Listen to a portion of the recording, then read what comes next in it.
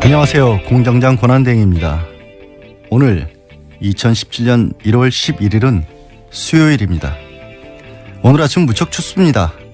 지금 보니 서울 지역 기온이 영하 8도군요. 오늘 정오에도 일본 대사관 앞에는 위안부 할머니들이 모이실 겁니다. 1992년 1월 8일 시작한 수요 집회가 1265번째를 맞는 겁니다.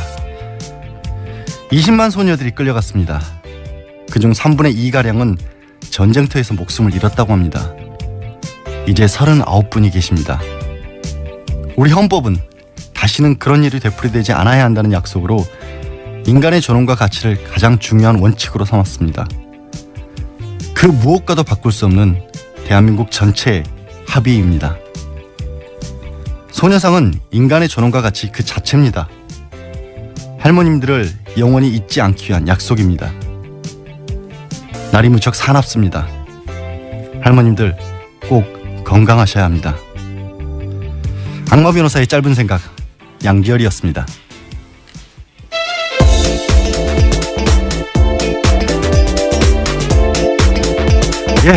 뉴스공장 홍보수석, 이 정도는 알아야 할 아침 뉴스 이알류 시사인. 김은지입니다. 안녕하세요. 안녕하세요. 추운데 나오시느라 고생하셨죠. 다들 엄청 춥네요, 진짜.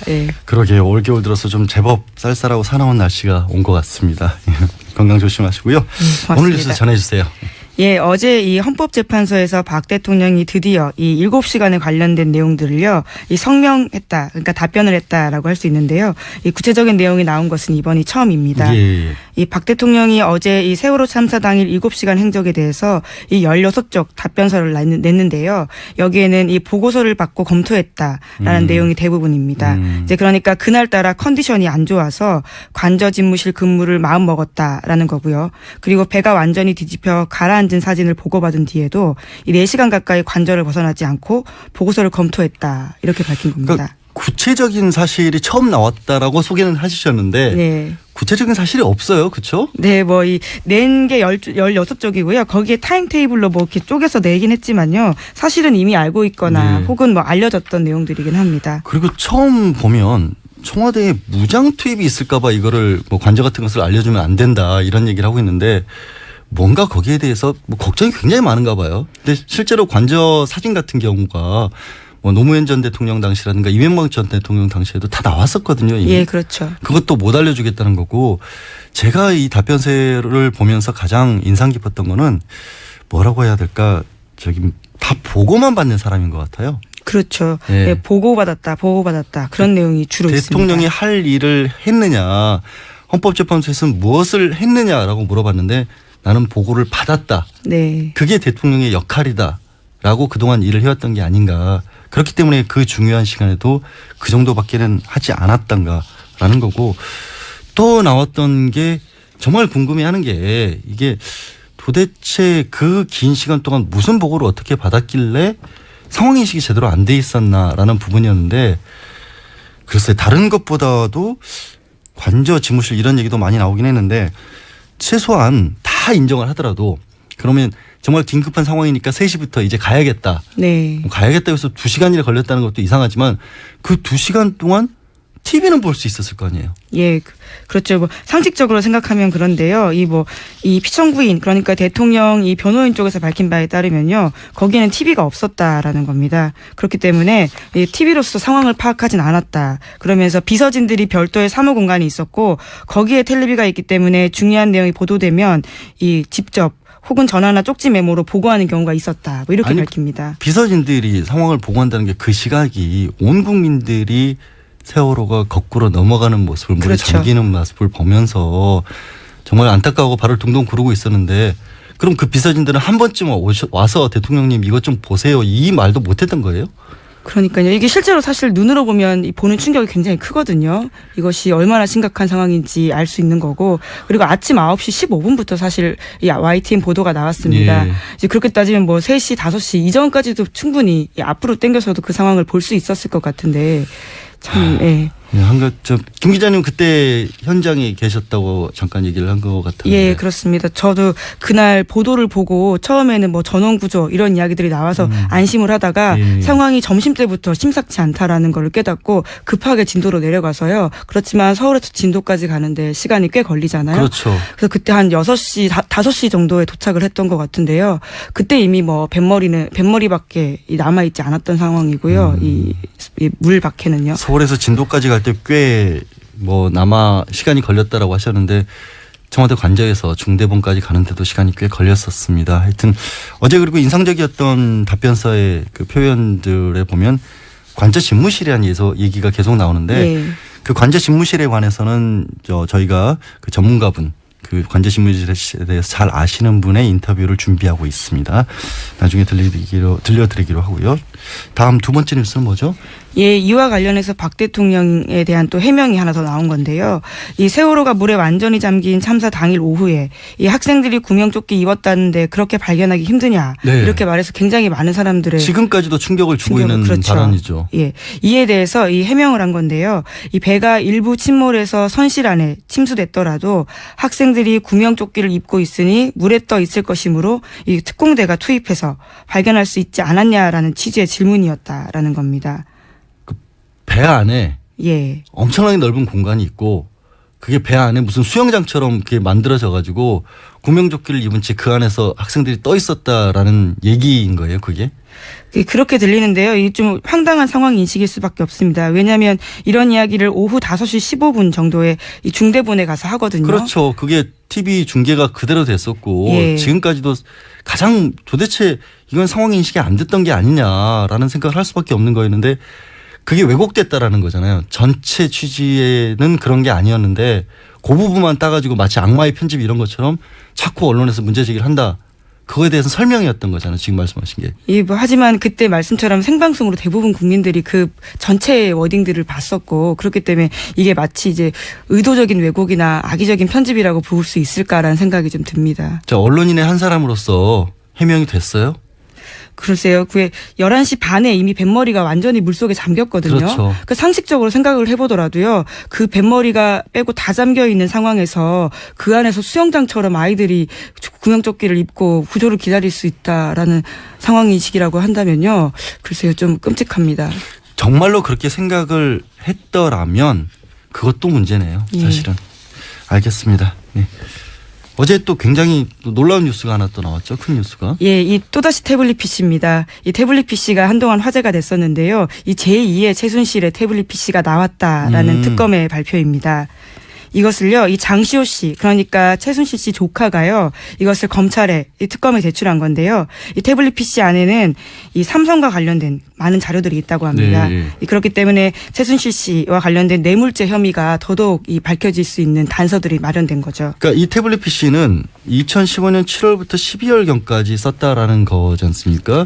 예. 그러면 지금 삼성과 관련해서 제기된 의혹들이 2015년 7월경에 그 전에 과연 승마협회를 통해서 정유라 씨에 대한 말 지원 같은 것들이 계획이 이루어져 있었느냐, 아니면 대통령 독대할 즈음에는 이재용 부회장이 과연 그런 상황들을 파악을 하고 있었느냐, 자신의 이제 승계 과정과 관련해서 이런 내용들이 지금 의혹의 핵심인데 그때 마침 썼었던 내용이고, 그렇죠. 예, 최순실 씨가 직접적으로 주고받은 이메일 같은 것들이 담겨 있다라는 거잖아요. 예. 근데 그거는 어디서 났대요? 제가 잠깐 아까 들어보니까 들어오다가 마치 외국인 여기 이제 TBS 진행하시는 분이 감옥에 있는 장시호 씨가 어떻게 최순실 그 태블릿 PC를 가지고 있다가 검찰에 내느냐라고 궁금해하더라고요. 예, 뭐 충분히 궁금해하실 수 있는 사항인 것 같습니다. 이 장시호 씨가 가지고 있긴 했지만요, 이거를 검찰에 낸 건 장시호 씨의 아버지이긴 합니다. 그러니까 이것이 어떻게 장시호 씨에게 가지고 있게 되었냐 보면요, 지난해 10월에 최순실 씨가 장시호 씨한테 전화를 해서요, 자신은 독일에 있기 때문에 이사를 가려고 하는데 이 짐을 좀 맡아달라 이렇게 이야기를 했다라는 겁니다. 그러면서 맡아야 될 짐 목록을 직접 다 읊어줬다고 하는데요, 최순실 씨가요. 거기에는 이번에 그 낸 태블릿 PC 그리고 청와대에서 받은 쌀, 그리고 이 비선 진료 의혹을 받고 있는 이 김영재 원장 부인 회사의 화장품 이런 것들을 옮겨달라라고 했다고 합니다. 그 면세점에다 납품됐고 뭐 대통령이 직접 써보니까 좋았다고 했다는 화장품도 있었고 그걸 목록까지 만들어서 조카한테 맡겼다는 거예요? 예, 이것들을 좀 챙겨가지고 따로 이제 놔둬달라라고 한 건데요. 그러니까 전체 짐들 중에서 이것들은 중요한 것들이니까 따로 보관을 해달라. 예, 그렇죠. 그런데 이게 하필이면 CCTV에 찍힌 겁니다. 이 장시호 씨가요. 이런 짐들을 자신의 직원들과 함께 옮기는 장면들이 CCTV에 찍혔고요. 최순실 씨의 그 많은 것들 중에서 이걸 골라내는 모습이 CCTV에 찍혔다. 예. 그 CCTV를 토대로요. 이 특검이 이게 뭐냐라고 추궁을 했다고 합니다. 이제 그러면서 훔친 거 아니냐 이런 이야기까지 이제 물어보니까요. 이제 궁지에 몰린 장시호 씨가 그게 아니고 이 이모가 부탁을 한 거고 나는 그것을 옮겼을 뿐이다라고 하면서 이제 그 사실을 인정하고는 그걸 가지고 있던 아버지한테 연락을 해서 좀 갖다 달라라고 한 거죠.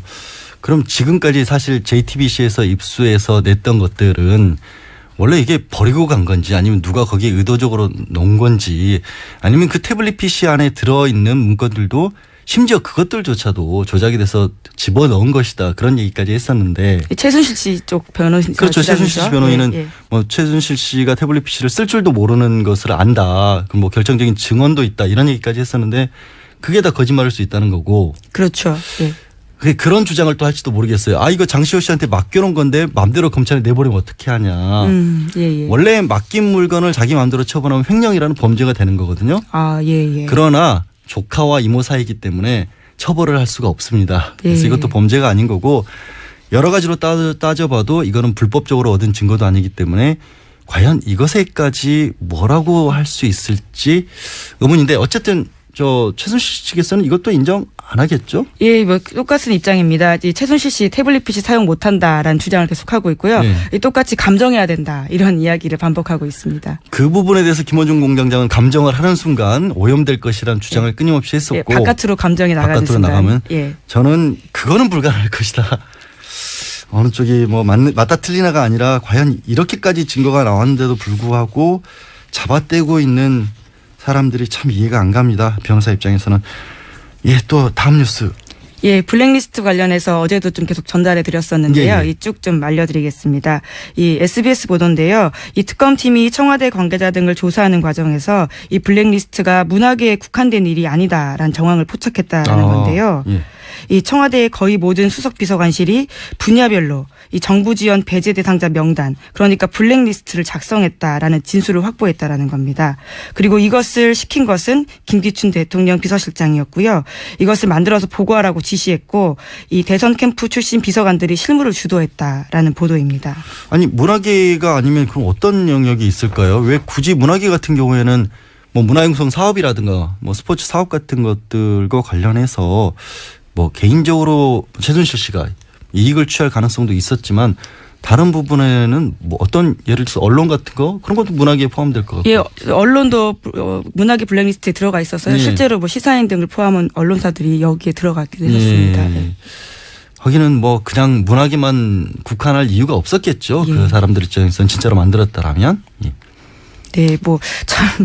오만 대 다 만들었다고 하는 게 이게 정말 놀라운 일이긴 한데요. 뭐 지금까지 해왔던 행태를 본다면 문화계에만 뭐 국한되진 않았을 수도 있겠다라는 생각이 드는 것도 사실입니다.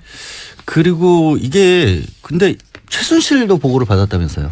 이 계속해서 전해드리면요. 이 JTBC 보도입니다. 이 문체부가 만든 블랙리스트를 최순실 씨 측에도 보고했다라는 진술이 나왔다라고 하는 건데요. 이 구체적인 정황은 2015년 3월 27일에 이 문체부에서 만든 문건을 보면 여기에 장애인 연극단체 대표가 세월호 관련된 리트윗을 하고 야당 정치인을 팔로잉한다. 이런 내용이 문건에 있다는데요. 이 해당 문건의 작성자는 문체부 장관의 정책보좌관인 최아무개 씨라고 합니다. 근데 이 사람이 이 검찰 조사에서 그 해당 문건을 이 최순실 씨 측근이었던 고용태 씨에게 전달했고 이 고용태 씨는 자신이 그것을 요약해서 최순실 씨에게 보고했다 이렇게 말했다는 겁니다. 고용태 씨가 그런데도 중간 관여를 했었고 아니 블랙리스트를 최순실 씨가 보고를 받은 것도 이상하지만 장애인 연극단체 지원을 끊어버리면 그분들은 뭘로 어떻게 생존을 하라는 거죠? 생존권 자체를 위협한 거잖아요. 그건. 그렇죠. 참 문화융성을 하는 게 아니라 문화 자체를 말살을 시킨 거죠. 사실은 그 다양성이라는 부분들을 가장 존중받아야 될 다양성이 있는 게 문화계고 그게 사람이 밥만 먹고 사는 게 아니라 정말로 기본적인 어떤 생계가 추구된 다음에 만족된 다음에 그 추구할 가장 큰 가치들이 문화에서 나오는 것이고 그게 대한민국이라는 데 가장 큰 경쟁력이 될 수도 있다라는 게 본인들이 주장했던 거잖아요. 문화융성 그렇죠. 사업이라는 예, 게. 뭐 창조경제, 문화융성. 예. 예, 뭐 갑자기 목소리 높여봐야 소용이 없다는 생각이 또 드는데 예, 다음은요. 이거 더 씁쓸한 뉴스라고 여기실 수 있을 텐데요. 심지어 이 블랙리스트에 오른 이 유명한 작가들의 해외 진출까지도 이 정부가 막았다라는 증언이 나왔다라는 건데요. 이 김현수 작가, 김혜란 작가 아마 이름 다 들어보셨을 겁니다. 저 문학 담당 기자였습니다. 예. 워낙 그 베스트셀러를 많이 쓰기도 했고요. 이 작가들의 작품이 영화화되기도 했었습니다. 그렇죠. 그런데 이 두 작가가 이 세월호 관련된 시국선언 등 블랙리스트에 포함됐었거든요. 아니 김현수 작가 글은 아시는 분은 이제 김현수 작가를 아시는 분은 이게 무슨 어떤 정치적 그런 뭐 뉘앙스를 띤 그런 글이라고 보기도 어렵고 굉장히 섬세하잖아요. 예. 이 김현수 작가 글은 여성 작가로 사람들이 착각을 할 만큼 그런 글들을 많이 쓰는 분인데 이걸 해외로 나가는 걸 아예 막았다. 번역을 못하게. 예, 2015년 11월에 미국 듀큐대에서 이 문학행사 초청이 있어서 한국문화번역원에서 요청을 했었는데 두 사람은 위에서 싫어하기 때문에 초청 대상 될 수 없다. 이렇게 번역원 측에서 거부했다라는 겁니다. 위에서 싫어했다라는 거는 그 위는 어딜까요? 참 이해가 안 가는데 그러고 보니까 맨부커상을 한강 씨가 받은 것도 그냥 외국인 번역가가 직접 번역을 한 거였잖아요. 예, 그렇죠. 우리나라에서 찾아냈던 것이 아니고 우리나라는 문화융성을 하기 위해서는 해외의 도움이 필요한 나라로 만들어버렸습니다. 안타깝습니다. 다음 뉴스는 뭐죠? 예, 뭐 이번엔 또 영화입니다. 이 영화조차도 이 외교관의 증언으로 나온 건데요. 이 변호인, 광해 이런 영화들을 해외 상영을 금지하겠다라는 건데 이 현지 외국인이나 교민에게 한국 영화를 상영하는 행사 때 상영하지 말아야 할 영화로서 정부가 정해줬다라는 겁니다. 뭐 이것도 외교관의 증언으로서요. SBS가 보도했습니다. 그러니까 변호인 같은 영화가 대한민국을 대표하는 그런 영화로 나오는 것을 지극히 싫어했다. 말씀 전해 주셨지만 김기춘 전 비서실장도 이 영화를 그렇게 싫어했다라고 하고 그 참 대중영화인데 영수 감독의 말 맞다는 천만이 넘게 본 사실 대중영화 상업영화이고 대중영화인데요. 예. 뭐 더 이상 말씀드리기조차도 싫어지네요. 여러 번 얘기를 드렸기도 했고요. 네, 다음 뉴스도 말씀 주시죠. 예, 동아일보 보도입니다. 이 박근혜 대통령 대선 당시에요. 네거티브 대응 전략도 최순실 씨가 주도했다라는 정호성 전 비서관의 휴대전화 녹음 파일이 나왔다라는 건데요. 뭘 안 한 거예요? 뭘 안 한 거예요? 최순실 씨는. 예. 그런데 그 하필 네거티브 대응 전략이라는 거잖아요. 그러면. 그렇죠. 예. 특히 그 TV 대선 토론이 있었을 때요. 이 이정희 후보와 굉장히 좀 각을 세우지 않았습니까? 대통령. 예. 그때 당시 박근혜 후보가요. 그러자 1차 TV 토론 때 이런 각을 세운 모습들을 보면서 어떻게 하면 이정희 후보를 공격할지에 대한 포인트를 그 최순실 씨가 읊어줬다라고 하는 건데요. 뭐 거기에 대해서 그 이정희 후보에게 27억 원이나 먼저 토해내라라고 맞받아치라 이런 제안을 했다라는 겁니다. 굉장히 구체적이네요. 예, 그렇죠. 아니 근데 어제 제가 이제 말씀 못 드렸던 것 중에 하나가 뉴스를 읽어주시고 나서 나중에 다시 보니까 최순실 씨랑 정호성 전 비서관이랑 박근혜 대통령이 세 사람이 같이 얘기를 한 부분, 이제 대통령 취임 앞두고 한 부분이 어제 나왔었잖아요. 예. 그게 굉장히 인상적인 내용이 저는 있더라고요. 최순실 씨가 문화체육 융성 사업이라고 하자라고 하니까 박 대통령이 문화융성을 하자. 그렇게 하면 너무 노골적이다. 그러니까 최순실 씨가 또 그걸 받아들였어요. 예, 그렇죠. 최근에 나온 여러 가지 언론에 나온 얘기들 중에서 박근혜 대통령이 최순실 씨한테 반론을 제기하면서 적극적으로 의견을 제기한 거는 처음 봤습니다. 네네. 처음 봤어요. 생각해보니까 되게 황당하더라고요. 그 많은 뉴스들 중에서 박근혜 대통령이 최순실한테 이렇게 하자라고 하는 게 처음이었구나. 그다음에 또 하나 마음에 걸리는 게 뭘 생각하고 있었길래 체육이란 말까지 문화체육 융성까지 하면 너무 노골적이라는 표현을 썼을까. 보통 그렇게 하면 너무 노골적이잖아라고 하는 건 뭔가 바라는 게 있었을 때 하는 얘기잖아요. 예. 그 부분도 사실 고개를 갸웃거릴 수밖에 없는 그런 대목이었던 것 같습니다. 이거는 사실 어제 나왔던 얘기인데 어제 말씀을 못 드려서 전해드렸습니다. 또 다음 뉴스는요. 예, 이 조선일보 보도인데요. 정유라 씨 변호인이 돈 세탁 횡령 사건 전문 변호사다라는 이 보도입니다. 이 덴마크에 있는 변호사를 뜻하는 건데요. 그 체포될 당시만 하더라도 이 얀 슈나이더 변호사였었는데요. 그 변호사는 지금 현재 사임한 상태입니다. 이제 그런데 이 현지 관계자의 말에 따르면요, 처음부터 이 블랭켄베르라고 하는 이 돈 세탁 횡령 사건 전문 변호사였고요. 그런데 코펜하겐에 그 변호사가 있어서 일정상 오지 못하면서 잠시 얀 슈나이더 변호사가 담당을 했던 거다라고 하면서요. 이 블링켄베르라는 덴마크 변호사는 이 일종의 전관 변호사로서 중앙검찰에서 근무한 경력이 있고요. 그리고 로펌 홈페이지를 보면 횡령, 배임, 탈세, 자금 세탁, 외환, 부패 전문이라고 스스로를 소개했다라고 합니다. 그러면 처음부터 얀 슈나이더라는 사람이 아니라 지금 새롭게 소개한 피터 마틴 블랭켄베르 이런 사람들 이름까지 왜 우리가 듣고 있어야 되는지 모르겠는데 근데 이 사람이 경제, 자금 세탁, 횡령 이런 거를 전문으로 하는 사람이라고 한다면 독일 현지에서 처음에 의혹을 받고 있는 부분들 자금 세탁이라든가 아니면 차명으로 회사를 설립했다라든가 그다음에 송금 의혹도 외국환 거래에 관련돼서 불법이 있지 않느냐는 부분에 관해서 오히려 적극적으로 막으려 했다는 얘기잖아요. 그렇죠. 그리고 그렇게 볼 수 있습니다. 그때 당시에 많이 언론에 제기가 된 것처럼 독일 같은 경우 자금 세탁이 걸리면 그것 자체로 중형에 처할 수 있기 때문에 만약에 그걸 막으려고 처음부터 생각을 했다라면 정유라 씨 빨리 한국 돌아오는 게 낫겠네요. 빨리 돌아오십시오. 거기서 걸리면 큰일 납니다. 본인의 형사 사건은 생각보다 낫습니다. 빨리 돌아오세요. 여권 무효 조치됐으니까. 지금 여러분은 양지열 권한대행이 진행하고 있는 김어준 뉴스공장을 듣고 계신데요. 마지막 뉴스 하나만 더 짧게 전해주시죠. 예, 그것이 알고 싶다에서 이 경찰청 업무수첩 보도한 바가 있습니다. 그에 관련해서요, 경찰청에서 인사청탁 의혹에 대해서 이 진상규명에 들어갔다라는 부분입니다. 인사청탁 의혹에 대해서 예. 결국 그 인사청탁 의심 대상이라는 데가 몇 군데 있잖아요. 예, 그렇습니다. 101 경비단이나 22 경찰 경호대, 202 경비단. 여기가 101 경비단 같은 경우에는 101 경비단 헤어스타일이 따로 있을 정도로 경찰 내에서도 가장 자부심이 강한 조직이거든요. 어떤 헤어스타일인가요? 약간 2대8에 가깝긴 합니다. 근데 예. 오래된 머리라지만 그게 촌스럽다고 생각을 하는 게 그만큼 역사와 전통이 있다라고 해서 나온 뒤에도 그 헤어스타일을 고수를 한다는 거예요. 나 101 경비단 출신이다. 예. 그런 정도로 자부심이 강한 데인데 거기에 청탁에 의해서 들어가려 했었다. 경찰의 명예를 굉장히 심각하게 더럽힌 거죠. 예, 오늘 말씀 감사합니다. 예, 감사합니다. 지금까지 시사인 김은지 기자였습니다.